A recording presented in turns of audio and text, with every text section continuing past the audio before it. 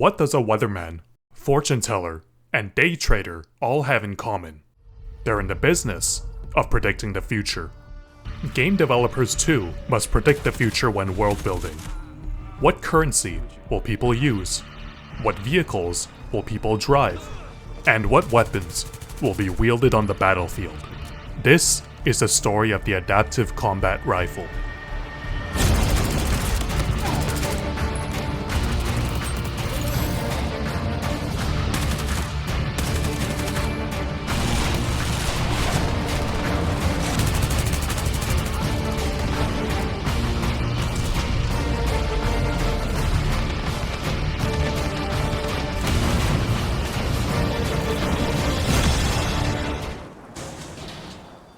But before we delve into the ACR, a word from our sponsor. This video is sponsored by World of Warships. Are you tired of being told what you can or can't own? Do you as a civilian want to command your own naval fleet? World of Warships is the game for you. Take control of 5 different ship classes, from battleships, destroyers, cruisers, submarines, or even aircraft carriers. With content releasing every month, there's no shortage of things to do in World of Warships. 40 unique maps with dynamic weather and hyper-realistic ships means that every battle will feel exciting and different. World of Warships also has numerous collaborations, like the new Teenage Mutant Ninja Turtles event. Take control of your favorite commanders from the TMNT universe, Michelangelo, Raphael, and much more. Want to get started? Click the link in the description to sign up. New players can use promo code BRAVO to get 7 days premium account time, 1.5 million credits, 500 doubloons, and a free ship after you complete 15 battles. World of Warships is available on PC, PS5, Xbox Series X, PS4, and Xbox One. Thank you again to World of Warships for sponsoring this video. The ACR is one of the most well-known rifles in gaming, whether adored or scorned. Any gamer who has played shooters within the past 10 years is likely familiar with the rifle. This is no accident. In fact, the ACR is perhaps the only weapon that has a development history intertwined with video games. The origins of the ACR begin with a company named Magpul.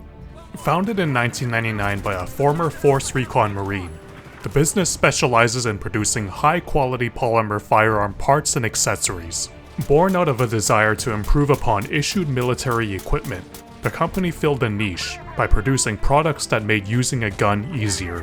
But throughout the years, a thought permeated the company. Why stop at making firearm accessories?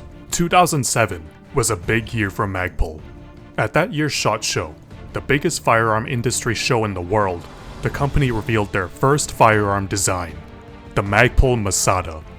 The Masada was a rifle meant to take the best features of the M4 carbine and upgrade it in a practical manner. The rifle had many innovative features. Since it uses a short-stroke gas piston system instead of the AR-15's direct impingement operation, the Masada didn't need a buffer tube to operate. So, the rifle instead included a polymer folding stock, making it easier to store when not in use. The Masada also has a quick change barrel system that allows a user to change barrels without the use of a tool. This meant that one Masada could be configured for multiple different calibers and could be swapped easily, and some of the controls were changed for better ergonomics. Most notably, the positioning of the charging handle at the front of the weapon makes it much easier to charge than a standard M4 charging handle. But the Masada also retained certain key features of the M4. The Masada still used AR-15 magazines, meaning that older mags used with the M4 could still be used in the Masada. And some of the key controls are functionally identical to the M4, meaning a soldier trained on the M4 would need little training to learn how to operate the Masada. It was an innovative design that aspired to be modular while keeping the best features of the M4. Many felt that the Masada would replace the M4 carbine. There was just one problem. Firearm production is incredibly expensive. And while Magpul was a very successful company, they simply did not have the funds to produce the Masada. So in 2008, the Magpul Masada design was licensed to the American firearms manufacturer Bushmaster. One of the first things Bushmaster did was renamed the Masada to the Adaptive Combat Rifle, or ACR. Bushmaster had big plans for the weapon. At the time, the US Army was looking at having the M4 carbine replaced, and to that end, would commence the individual carbine competition. Bushmaster wanted the ACR to win. They wanted it to be the next standard issue carbine of the US Army. Bushmaster spent a significant amount of time and money turning the ACR into a weapon suited for military use. Part of this effort involved enlisting sister company Remington Arms to help with improving the rifle. Bushmaster would work on the civilian version of the ACR, while Remington would develop the one intended for military use. So, the engineers at both companies got to work. But, for a product to succeed, research and development is only one factor.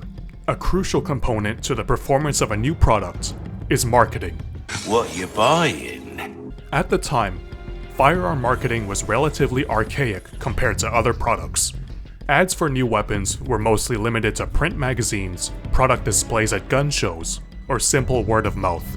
But Remington would forever change the landscape of firearm marketing. In the year 2007, Call of Duty Modern Warfare was a huge success, and executives at Remington took notice.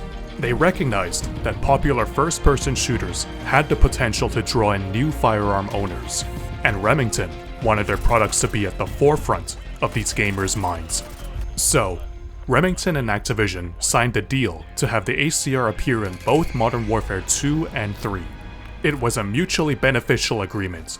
Remington would showcase their new rifle to gamers, and Activision would have the next potential rifle of the US Army in their military first-person shooter. Anyone who has played either game has heard of the ACR. In fact, any talk of the weapon these days usually stems from either Modern Warfare 2 or 3. As a marketing strategy, it was a huge success. Everyone quickly learned about the gun, and everybody talked about it.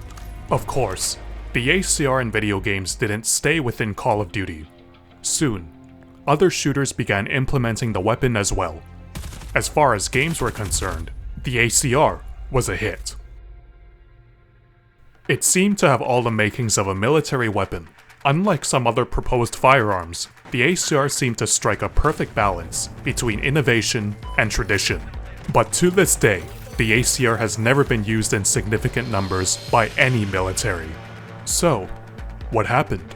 Like many things, it came down to money.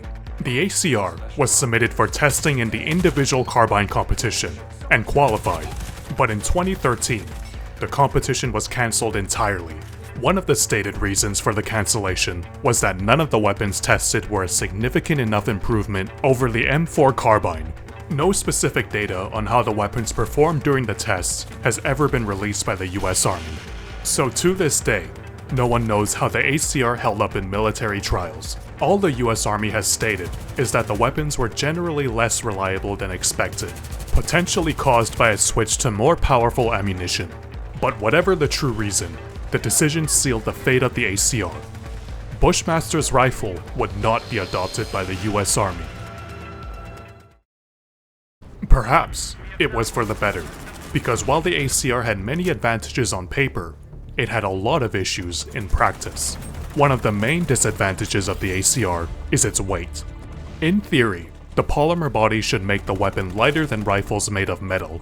In practice, the ACR is significantly heavier than the M4 carbine. The ACR is a short-stroke piston rifle, meaning that the rifle has a piston at the front that facilitates the cycling of the weapon. The piston is a heavy part and adds weight to the front of the rifle. Additionally, while the front handguard is made of polymer, it has metal inserts inside, also increasing weight. Adding weight on a rifle anywhere is going to make it feel heavier, but adding it to the front makes the rifle exponentially more unwieldy to handle. Another disadvantage has to do with its barrel change system. While it's convenient that barrels can be changed without a tool, this appears to cause issues with Zero. A quick switch barrel system isn't particularly useful if rounds aren't consistently hitting in the same spot. And a barrel change system in general isn't that useful for a rifle. Most users won't be shooting enough rounds to heat the barrel enough that a barrel change is required. These aren't deal breakers, but it's easy to see how the ACR wasn't a significant improvement over the M4 carbine. Perhaps, the US Army's statement on the lackluster performance of the weapons in the individual carbine competition is actually true. With the US Army turning its back on the ACR, Bushmaster pivoted to the civilian market. This made a lot of sense. A modular rifle that can be quickly converted to different calibers makes sense for civilians that may not want to buy multiple rifles for different calibers. And a rifle that can be taken down without special tools is useful for civilians who may not have access to the tools. It's been said that amateurs discuss tactics, while professionals discuss logistics. This holds true for firearms. Every rifle has a failure point, and when it happens, it's important for replacement parts to be available. The ACR was marketed as a modular rifle that can be easily taken down for maintenance and parts replacement, and can be converted to different calibers without any special tools. But the problem is the availability of the parts. Key replacement parts like extractor springs have almost never been available for purchase, and those heavily marketed caliber conversion kits are still nowhere to be found. A modular rifle that has no parts available is not modular, and with a price tag double of the initially promised $1,500, the majority of people simply did not buy the ACR. Just like the US Army, most people didn't see a point to spending significantly more on a rifle that performed about the same as an AR-15. In 2021, after some legal and financial troubles that had forced them to close for some time, Bushmaster announced that they were back in business, and in that announcement, they stated they had plans to produce the ACR in the future. But since then, there's been no further news from Bushmaster. So, were game developers wrong to include the ACR in their games? Of course not. There were strong indicators that the ACR would see service in the US military, and it's a futuristic-looking design that has many different configurations. Perfect for video games where you unlock attachments for your rifle. And of course, the ACR just looks cool. The ACR itself may be all but extinct. However, there are parts of the ACR that continue to live on both in the real world and in games. The ACR stock is almost universally liked, and despite Bushmaster themselves not producing the stock, high-quality reproductions are available as an aftermarket part for many different firearms. But there's one component of the ACR that's likely made more of an impact on the gun industry as a whole than any single firearm could have. As part of the initial Masada prototype, Magpul also designed a new magazine to go with the rifle. It was a polymer AR-15 magazine that was made to be more durable than metal AR-15 mags. This magazine was dubbed the PMAG. Almost 20 years later, Magpul's PMAG has become the most popular AR-15 magazine worldwide. It's durable, lightweight, and inexpensive.